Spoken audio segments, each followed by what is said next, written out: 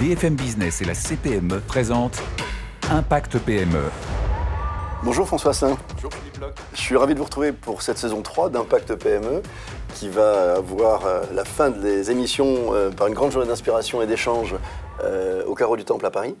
Mais avant de parler des thèmes qu'on va évoquer, j'aimerais vous demander un petit peu quel est l'état d'esprit de vos troupes en cette rentrée un peu particulière après tout ce qu'on a vécu.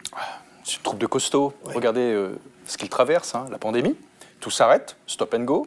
La reprise, et puis là on découvre pénurie de matières premières, pénurie de main-d'œuvre, augmentation exponentielle de l'énergie, du coût de certains matériaux.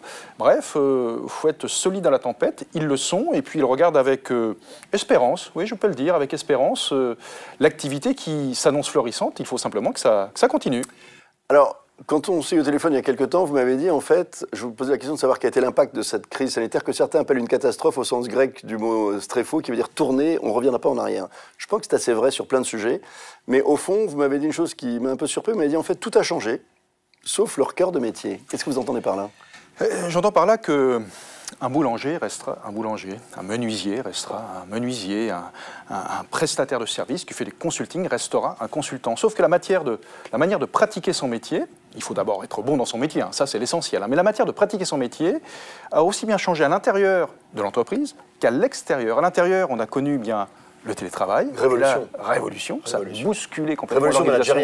Révolution managériale. Révolution de la confiance. De la confiance, voilà. Ça a bousculé la manière de travailler entre nous. Il fallait faire équipe tout en étant loin des yeux, tout en restant près du cœur, donc très compliqué. Quel niveau de contrôle ? Eh oui, voilà. Pas simple. Voilà, donc on a vraiment été sacrément secoués par cela. Et puis, à l'extérieur, eh bien, vous voyez vos clients qui ont modifié leurs habitudes. On a vu se développer le numérique de façon incroyable. Voilà, donc vous êtes commerçant, si vous n'ouvrez pas une page Facebook, si vous ne l'animez pas, eh bien, vous pouvez perdre aujourd'hui une partie importante de votre activité, de votre chiffre d'affaires. Donc, il faut regarder les choses avec, on va dire, beaucoup de pragmatisme et en même temps un peu de créativité, parce qu'effectivement, il faut suivre ces tendances qui ne sont pas que des modes, ce sont des mouvements de fond. Il faut penser autrement ? Je pense que... Déplacer son regard sur les problèmes. Oui, vous savez, l'entrepreneur, quelque part, celui qui a tout le temps eu une longueur d'avance sur les autres, c'est celui qui a su regarder un petit peu out of the box, en dehors du cadre. Voilà. Donc là, c'est essentiel. Et en même temps, il ne faut pas perdre, on va dire, les fondamentaux. C'est-à-dire que ça repose toujours sur du travail, de l'organisation, du sérieux, de la compétence.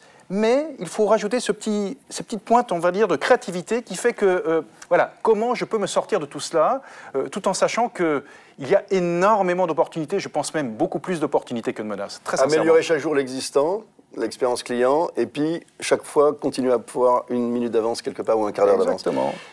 Je vous connais bien, je sais que vous êtes un optimiste. Acharné, si je puis dire, et je suis certain que vous avez vu dans cette réinvention permanente à laquelle nous sommes tous confrontés, une obligation quasiment, un plaisir quasiment, parce que vous me dites un jour, la chance sourit aux audacieux. Est-ce que c'est plus vrai que jamais ou pas ? Ah bah oui, vous savez, en plus je connais quelqu'un qui est pas loin de moi, là, qui a des initiales P et B, qui avait écrit un livre qui commençait par ça, Bienheureux les fêlés. Parce qu'il laisse passer la lumière. Parce qu'il laisse passer la lumière.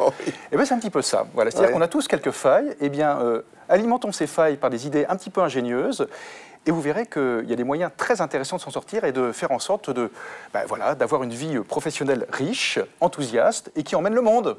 Merci beaucoup, Merci François. Philippe. Je suis ravi qu'on se retrouve bien sûr tous les week-ends sur BFM Business pour une émission en radio, télé, digitale, et puis bien sûr le 15 décembre au Carreau du Temple. On y sera tous. On y sera tous pour une grande journée d'inspiration et d'échange, et de conseils et de solutions.